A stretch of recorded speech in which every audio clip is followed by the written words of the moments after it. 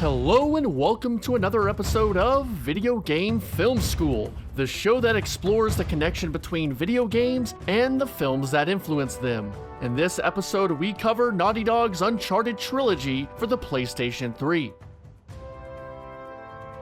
For nearly a decade, Naughty Dog has been at the forefront of creating cinematic video games that blur the line between game and film. For what the Uncharted series may lack in providing intuitive gameplay, it soars in building a jaw-dropping filmic reality alongside strong characters, fantastic writing, and a movie-quality presentation. Uncharted wears its influences on its sleeve, taking inspiration from pulp adventure films like Indiana Jones and games like Tomb Raider. Despite seeming like a copycat, the series manages to use these elements to create their own original story. It was going to be an homage to pulp adventure cinema, doing a character-centric story with its set pieces and all that stuff, and really trying to make it feel like you were in a movie playing it. Indiana Jones is most often mentioned when discussing Uncharted's influences, and for good reason. Both include a plucky adventure seeker who, along with some quirky companions, go globetrotting in search of a lost treasure. The treasure hunter archetype is from old pulp adventure films, comics, and TV serials. Motion pictures like King Solomon's Mines and The Secret of the Incas shaped the image and characteristics of Indiana Jones down to the outfit, while films akin to Gunga Din influenced the more supernatural aspects of the Indy series. Both Indiana Jones and Nathan Drake share a lust for adventure, a sharp wit, and surprisingly a high body count. But the motive for each character is drastically different. Nathan Drake is a common thief, whereas Indiana Jones is a respected archaeologist serving his country by fighting the Nazis. Nazis. I hate these guys. In Raiders of the Lost Ark, Indy is commissioned by the government to stop the Nazis from acquiring the Ark of the Covenant. In Temple of Doom, Indy is saving a village full of children, and in The Last Crusade, well, he is basically doing the exact same thing as Raiders, but this time it's the Holy Grail. His famous quote, "It belongs in a museum," says everything about the character's motives. On the other hand, Nate's actions are for personal gain. Drake falls more in line with the roguish ship captain Malcolm Reynolds from the sci-fi TV show Firefly. Besides the obvious uncanny appearance between Nathan Drake and Nathan Fillion, the two characters share the same motivation of self-gain. Drake and Reynolds are unapologetic in their thievery. They don't pretend what they are doing is for the greater good. Though underneath his tough guy persona, Malcolm Reynolds has a love for his ship and his crew, similar to Nate's love for his family, Sully and Elena. Sully and Elena are the two constants in all three Uncharted titles, and are both archetypes of the treasure hunter genre. Elena plays the strong female love interest, a sort of Marion Ravenwood in Raiders of the Lost Ark. She is tough, independent, and not afraid to get her hands dirty. Meanwhile, Sully draws from a few different character archetypes. In the first two games, Sully is more or less comedic relief, but as the series continues, we dig deeper into his character's past and his father-son relationship with Nathan. We are led to ask the question, was Sully a good parent to Drake, or did he lead him down his path of thievery? Two other fairly major characters, Chloe and Cutter, make their way into the second and third installments of the trilogy. Cutter's character is the snarky British brute most likely seen in films like Snatch and played by usually the likes of Jason Statham. Chloe is the more traditional femme fatale. She is very sexual and uses her appeal to get what she wants. Like many classic noir films, she is neither good nor evil. She only serves her own self-interests and uses Nathan's emotions to her advantage. A major theme running through a good number of these classic adventure movies is obsession. The film Treasure of the Sierra Madre depicts a man's obsession and ultimate demise as he becomes paranoid that his gold will be stolen by his fellow miners. In The Secret of the Incas, Charlton Heston's character wants to keep the treasure for himself, until the end when he gives it back to the village which he took it from. Even Indiana Jones struggles with his own lust for adventure. All your life has been spent in pursuit of archaeological relics. Beside the Ark are treasures beyond your wildest aspirations. You want to see it open as well as I. Through the three entries in the series, Nathan Drake puts the people he cares for in peril time and time again. His craving for danger and riches blinds his judgment and endangers others. though like Indy, he realizes what is most important by the end of the adventure. Uncharted's writing is some of the most impressive found in video games. Naughty Dog has a knack for creating fun and engaging performances that build character and does a fine job not breaking you from its cinematic moments. We gotta be on that plane. Exactly. You do realize that means parachuting in, right? We've done it before. Not well. The snappy banter between Nate and his pals has a natural flow because the actors were given freedom to explore their part and usually acted out scenes in a group. There's a huge amount of improvisation in the game. A lot of it's improvisation on the actors' part. They're reacting to what's happening to their character, and a lot of that banter between them is just them riffing together cold. That's why it seems so natural. It was much more like planning to shoot a film than it was doing a standard video game story, but we wanted it from the very beginning to have it be one sort of unified performance with the actors working together. Cinema influences seep into Uncharted Drake's Fortune's story, design, and set pieces. Amy Hennig cited Indiana Jones and the Raiders of the Lost Ark to even National Treasure and the Da Vinci Code as influences. The first entry in the series, Drake's Fortune, is the smallest in scope and the most lighthearted. It begins with Nate, Sully, and eventually Elena searching for the lost city of El Dorado. Early on, Nate and Sully discover a Nazi U-boat in the middle of the jungle. Nate excavates the sub, but when he emerges, the villain of the game, a rival treasure hunter, is there to foil Nate and Sully's plan. The U-boat blows up and Nate escapes, leaving Sully presumably dead. This scene closely resembles the beginning of the film National Treasure. Nick Cage is on an expedition with Sean Bean in the Arctic in search of a ship which has a clue to an ancient American treasure. They find the ship and excavate it for clues. Sean Bean turns heel and the whole ship explodes, mirroring the scene from Uncharted. The movie is full of puzzle-solving, cover-based shootouts, and secret underground passages, all staples of the series. One scene of characters platforming off a crumbling structure has much in common with the crumbling set pieces in the game. The motion picture adaptation of the Da Vinci Code's influence on Drake's Fortune can be seen in much of the buildings and cathedrals. Many of the churches and catacombs in Uncharted have the same old, dirty, creepy, and foreboding architecture present in the film. Many of the scenes and set pieces from Drake's Fortune took inspiration from the aforementioned Indiana Jones trilogy. Scenes such as the crumbling cave in Raiders of the Lost Ark and the out-of-control plane in Temple of Doom are both played out in the game's action. Drake's Fortune also borrows the supernatural element from the film series. Both have an ancient artifact containing a deadly supernatural force inside. The scene where the game's villain opens the golden statue's burial vault is an homage to the opening of the Ark of the Covenant in Raiders of the Lost Ark.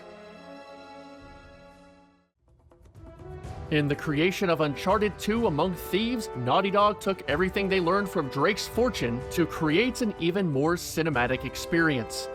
This time around, the game was actually a globe-trotting adventure, unlike the first title, which was mostly in a stationary location. Even the performance grew to become more natural. Instead of using motion capture like they did in Drake's Fortune, they used performance capture, meaning that everything, including a character's voice, was recorded all at once. It's a believable performance where motion and audio are connected. In Uncharted 2, we tried to create the illusion that it was a big action movie you were playing. Among Thieves opens in an action movie fashion, beginning in media res, or right smack in the middle of the story. A wounded Nathan Drake escapes a derailed train hanging off the edge of a cliff, a scene that looks similar to the derailed train scene from Lost World Jurassic Park. We flash back to Nate meeting with his sinister British associate Flynn, who wants him to help steal a Magnolian oil lamp from a Turkish museum, a lamp which belonged to explorer and fun backyard pool pastime Marco Polo. Hey, check it out. Marco. Really? Come on. Our British villain Flynn turns on the crew and teams up with the game's main villain, Lazarevic, a former Soviet intelligence operative turned warlord. His character's madness can be compared to Colonel Kurtz from Apocalypse Now, and his look and general genericness can be seen in various Bond villains like Ernst Blofeld with his bald head, scarred face, and foreign accent. Lazarevich is after the Sintamani Stone from the fabled city of Shambhala. The earliest film depicting the city of Shambhala or Shangri-La is the 1937 film Lost Horizon. The film, which is based on the book that created the Shambhala myth, is about a group of plane crash survivors who are stranded in the Himalayan mountains. They stumble upon the lost city of Shambhala and learn that the city has mythical properties, giving the residents of the city unnatural long life. And among Thieves, the lost city of Shambhala is home of the biblical Tree of Life, which is giving its residents immortality thanks to the blue sap. One of the largest set pieces in Among Thieves is a long gunfight on a moving train. Fights on a train are a staple of various adventure films, like the beginning of Indiana Jones and the Last Crusade, and a train fight with a helicopter at the end of Mission Impossible. Uncharted 3: Drake's Deception is the largest and most cinematic entry of the trilogy. It excels with its large-scale set pieces and a deep story exploring Nate's relationship with his father figure, Sully. Indiana Jones and the Last Crusade's fingerprints are all over Drake's deception. The game begins with a young Drake in his first encounter with Sully. Drake is a young runaway trying to reclaim a treasure that he believes is rightfully his. This scenario alludes to the opening of The Last Crusade, where a young Indy is trying to retrieve a treasure which will play an important role in the rest of the story, just like the plot of the third game. Drake's Deception and The Last Crusade share many plot and story beats. A key plot point in The Last Crusade is Indy saving his father from the Nazis, which culminates into a large caravan chase scene. Uncharted 3 shares this exact same plot point, with Nate searching for a captured Sully, ending in a large caravan chase scene. Some of the action scenes from the game are choreographed to look just like scenes from the film. Puzzle solving from Drake's Deception is inspired by the film as well. At one point in the game, while searching for a broken catacomb tablet, Nate traces both pieces of the tablet in his journal. Indy in The Last Crusade can be seen doing something very similar. Another motion picture with a significant influence on Drake's Deception is the classic Lawrence of Arabia. Much of the desert scenes are very similar on a shot-for-shot basis to scenes from the film. The plot of Uncharted 3 draws from the real life of T.E. Lawrence. Drake and friends retrieve T.E. Lawrence's notebook and a map showing Francis Drake's secret voyage to Arabia, where he is commissioned by Queen Elizabeth to search for the lost city of Ubar. The chapter of Drake walking through the Rubal Khali Desert is strongly influenced by many parts of Lawrence of Arabia, where characters are trekking through the sand. During this chapter, a poem by T.E. Lawrence can be heard, voiced by the main villain Marlowe, as Drake walks through the endless desert. I will show you fear in a handful of dust.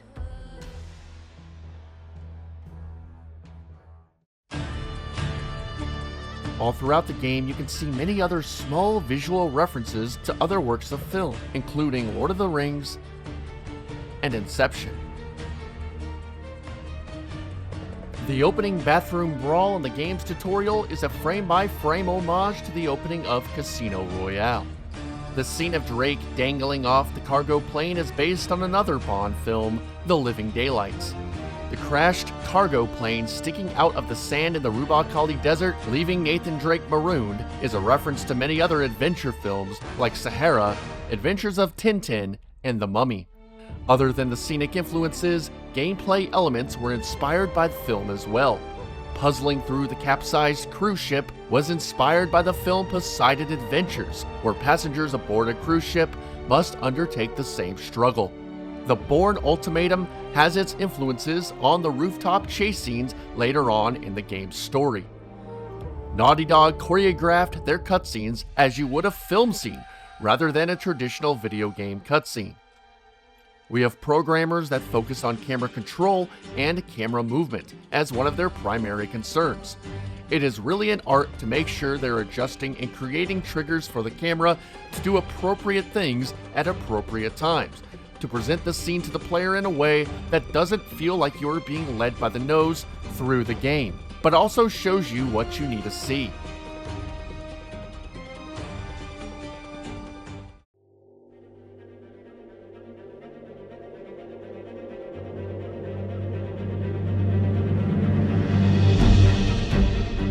The theme connecting all three PlayStation 3 Uncharted titles is letting go. Nate must let go of his lust for adventure to protect the people he loves. This theme is present throughout the Indiana Jones series and many other adventure films mentioned in this video. The Uncharted Trilogy is a tour de force in cinematic gameplay. It combines outstanding performances with an in-depth knowledge of pulp adventure themes to create a story that could rival any adventure film made today.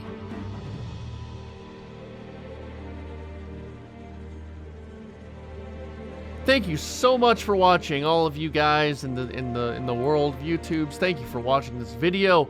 It was a long time in the making, so I hope you enjoyed it.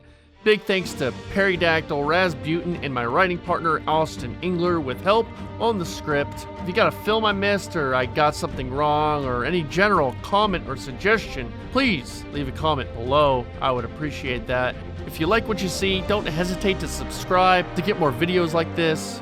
Again, thank you for watching, and have a fun day. Goodbye.